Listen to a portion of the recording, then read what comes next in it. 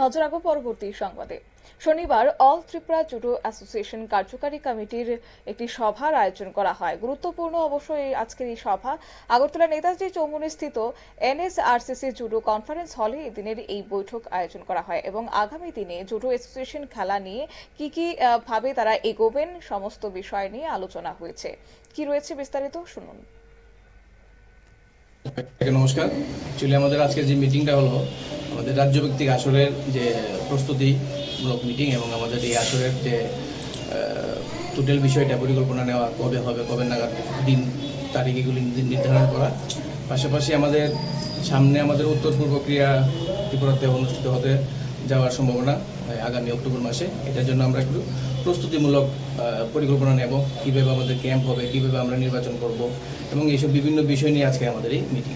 পাশাপাশি আজকে আমাদের এই জুডো অ্যাসোসিয়েশনের তরফ থেকে এবং আমাদের ডিপার্টমেন্ট ডাইরেক্টর স্পোর্টস থেকে বিভিন্ন টিম আমাদের গিয়েছিল জাতীয় স্তরে, সাব জুনিয়র, জুনিয়র, ক্যাডেট এবং সিনিয়র। ওই খেলাতে আমাদের যে ছেলেমেয়েরা পারফরমেন্স করেছে ওদের সার্টিফিকেটগুলি এসেছে।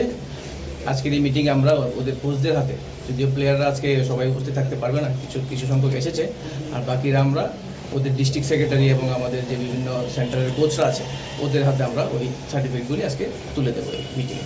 এই মিটিংয়ে কারা কারা থাকবে?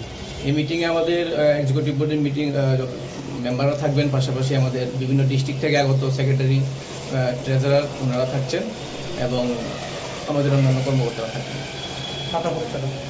হ্যাঁ, আপনার পরিচয়? আমার নাম হচ্ছে Pranab Saha, general secretary all Tripura judo association.